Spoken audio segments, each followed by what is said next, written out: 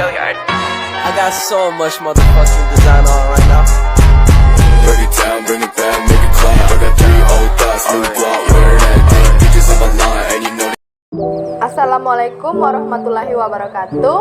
Kembali lagi bersama saya Susmi Juwita. Baiklah, pada bab 10 ini saya akan membahas manajemen pembiayaan sarana dan prasarana. Dosen pengampu Bapak Dr. Muhammad Kristiawan MPD. Yang pertama, A. Pembiayaan. Konsep pembiayaan pendidikan. Upaya mengumpulkan dana untuk membiayai operasional dan pengembangan pendidikan untuk meningkatkan kualitas sumber daya manusia sehingga bekerja sama di lingkup lokal, regional, nasional maupun internasional. Yang kedua, landasan hukum pembiayaan pendidikan. Yang pertama, A. Dasar yuridis. Pancasila, undang-undang, dan peraturan perundang-undangan. Dasar filosofi, yaitu proses pendidikan tidak dapat berjalan tanpa dukungan biaya. Hal ini dikarenakan segala kegiatan yang dilakukan sekolah memerlukan dana. Yang ketiga, sumber keuangan sekolah. Dari mana saja sih sumber keuangan sekolah itu? Oke, baiklah, mari kita bahas satu persatu. Yang pertama, sumber keuangan sekolah itu dari pemerintah pusat, dari siswa, kelompok masyarakat, alumni, orang tua, pengusaha, yayasan, Pemda. Yang keempat itu ada kategori pembiayaan pendidikan. A. Biaya langsung dan tidak langsung. Direct cost, biaya langsung, yaitu biaya yang langsung berproses dalam produksi pendidikan, di mana biaya pendidikan ini secara langsung dapat meningkatkan mutu pendidikan.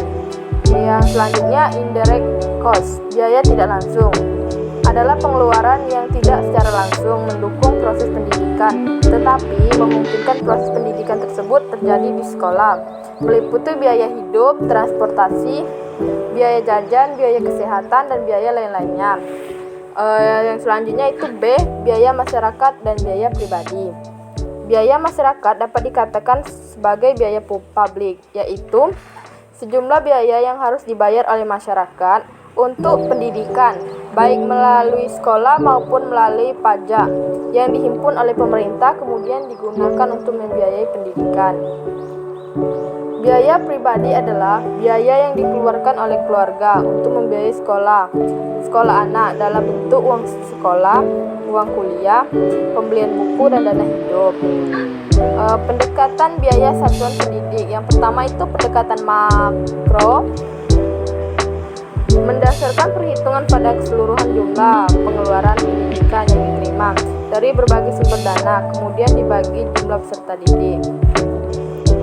Selanjutnya, yang keenam, fungsi pembiayaan pendidikan. Di sini terdapat 4 fungsi pembiayaan pendidikan. Yang pertama, memungkinkan penyelenggaraan pendidikan dilakukan secara efisien dalam artian yang dapat digunakan untuk pencapaian tujuan tertentu yang diinginkan. Yang B, memungkinkan ketercapaian kelangsungan hidup lembaga pendidikan. Yang C, dapat mencegah adanya kekeliruan, kebocoran, atau penyimpangan penggunaan dana dari rencana semula.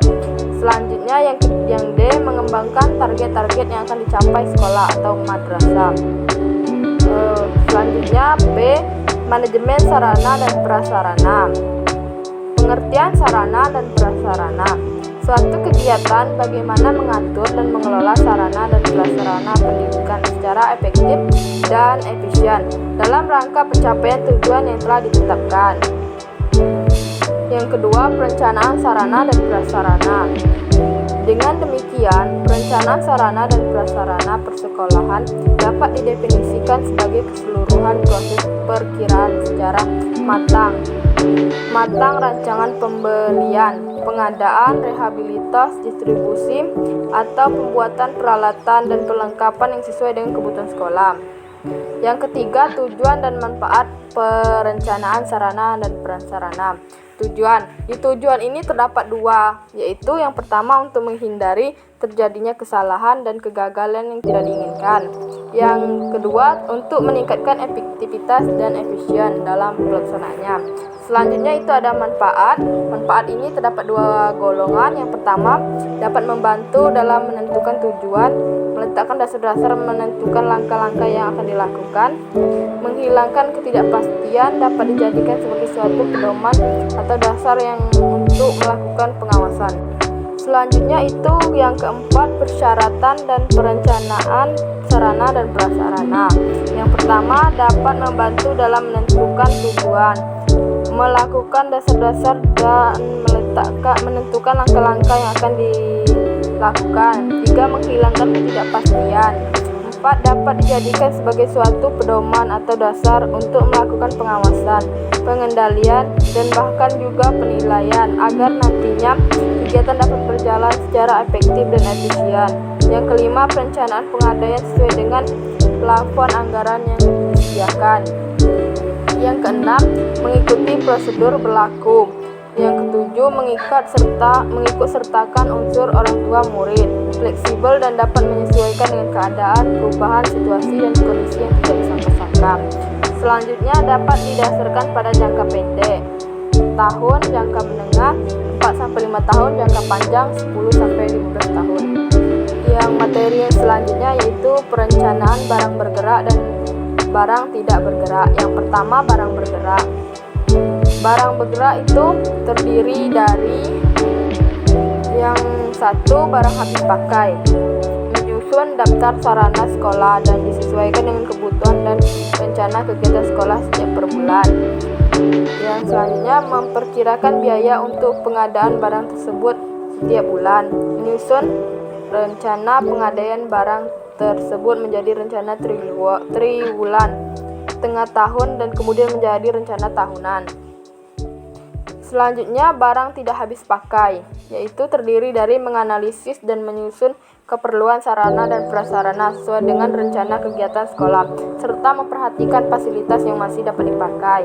Memperkirakan biaya sarana dan prasarana yang dapat direncanakan dengan memperhatikan standar yang telah ditentukan. Menentukan skala prioritas menurut dana yang tersedia, urgensi kebutuhan, dan menyusun rencana pengadaan. Barang tidak bergerak yaitu tanah, menyusun rencana pengadaan berdasarkan analisis kebutuhan bangunan yang didirikan serta lokasi yang ditentukan berdasarkan pemetaan sekolah.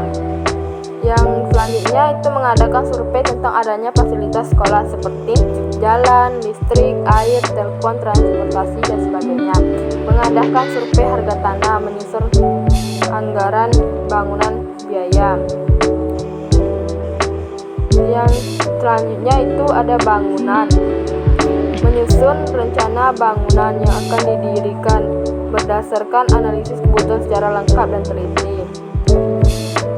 Yang materi keenam yaitu pengadaan sarana dan prasarana. Itu terdiri dari pembelian, pembuatan sendiri, penerimaan hibah, penukaran, pedaur ulangan, pinjaman, penyewaan. Yang ketujuh, inventarisasi sarana dan prasarana.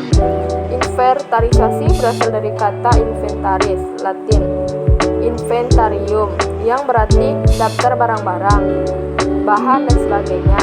Inventarisasi sarana dan prasarana pendidikan menurut Banawi 2015 adalah pencatatan atau pendaftaran barang-barang milik sekolah ke dalam suatu daftar inventarisasi barang secara tertib dan teratur menurut ketentuan dan tata cara yang berlaku.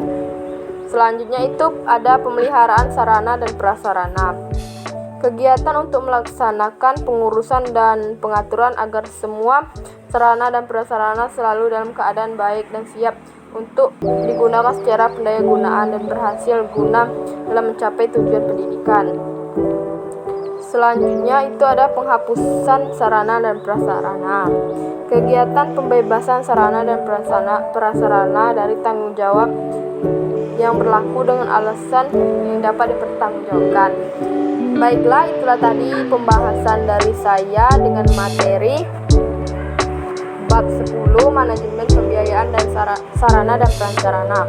Bila ada salah kata saya mohon maaf. Saya akhiri. Wassalamualaikum warahmatullahi wabarakatuh.